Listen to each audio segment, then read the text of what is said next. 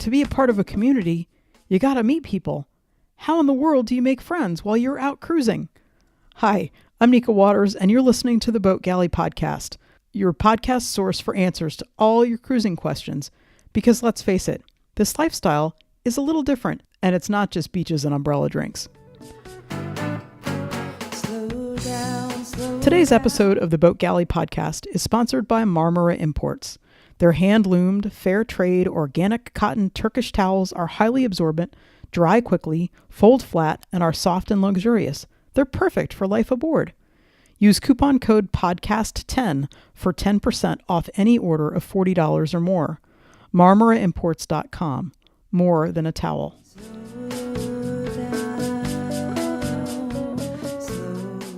Making friends can be a little nerve-wracking anytime you come into someplace new. The first time you went into your neighborhood where you live now, you probably worried about making friends. It's no different when you're on a cruising boat. So I want to share a story about some really good friends who we met the second time we were out cruising, but also then I've got 3 tips for you. We pulled into the anchorage and dropped the hook, scanning the water for the boat that we had totally shifted our plans around to come by and meet. There she was, Osprey. There was no sign of life aboard.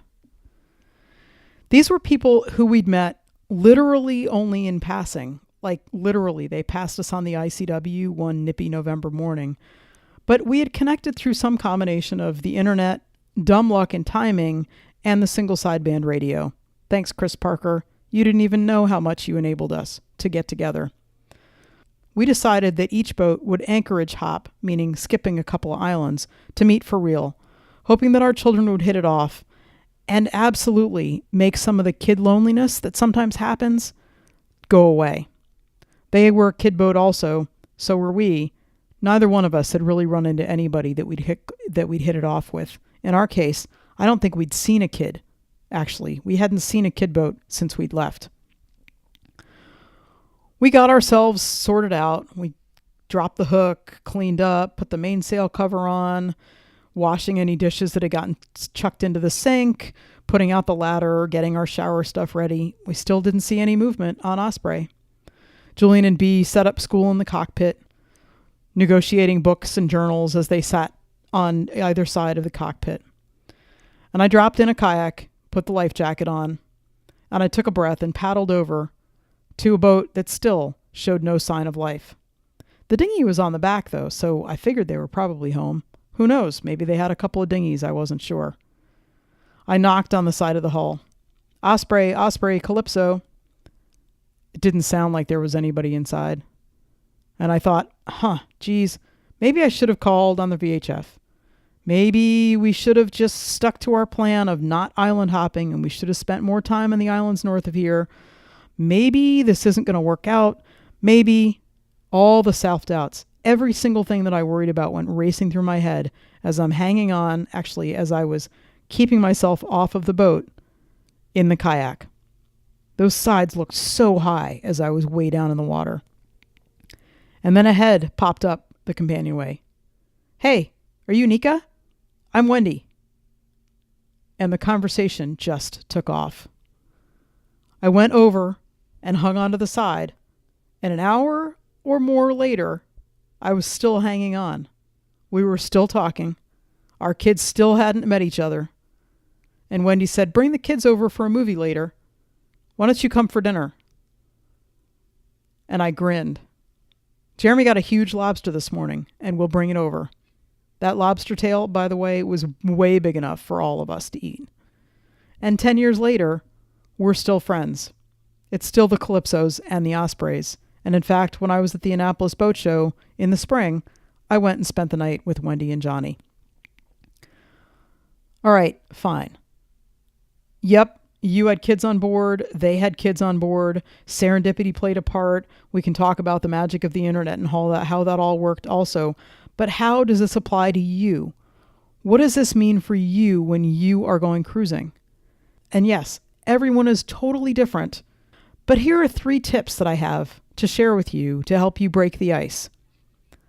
Tip number 1, stay off the VHF.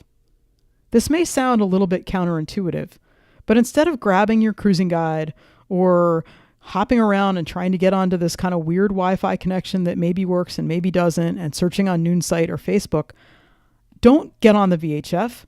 Hop into the dinghy, hop into the kayak, hop onto your stand-up paddleboard, and go around the anchorage when you have a question about life on shore. Knock on some likely-looking hull to ask that burning question about where do you buy tomatoes? Where do you do the laundry?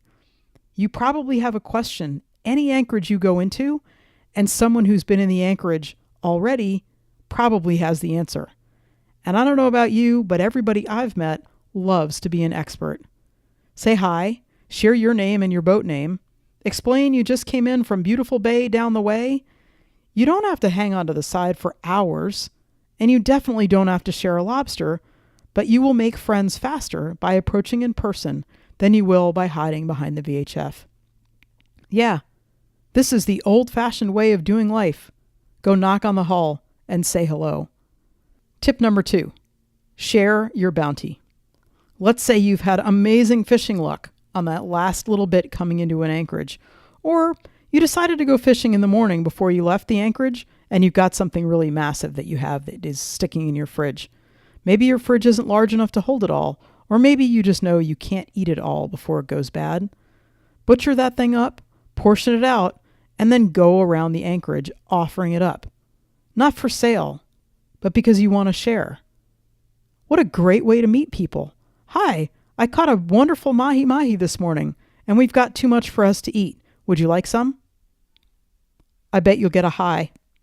I just bet you will. And tip number 3, sit in the cockpit and wave. It is a whole lot easier to approach a boat that has people who look approachable. If you're the person sitting in the cockpit with the intention of taking in the surroundings, make a point of making eye contact and smiling and waving as people go by. Anchorages are social places and people are moving in their dinghies from place to place all the time. And if you do that, you'll make it much easier for somebody to come over and say hi to you. So the other thing with sitting in the cockpit, it's kind of a little bit like number 1, stay off the VHF. But if you sit in the cockpit and you look around, you're going to learn an awful lot. You're going to learn where the dinghy dock is. You're going to learn where the fishermen are hanging out. You're going to learn what boats are clearly the boats that everybody goes to, because you'll see a line of dinghies off the back. You'll see people in the cockpit. You'll see people hanging laundry. And you might learn an awful lot about the anchorage.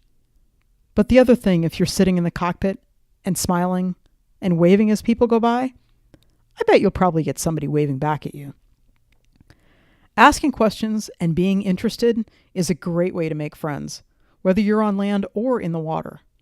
It's not small talk when you really need the answer in order to make your life better. That's for sure. I can't wait to wave at you in an anchorage, and we'll share a smile and a chat.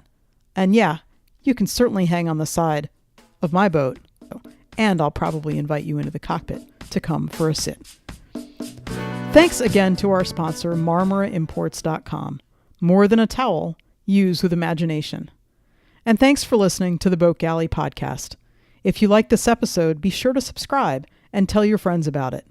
And a review is always appreciated. We'll see you next time.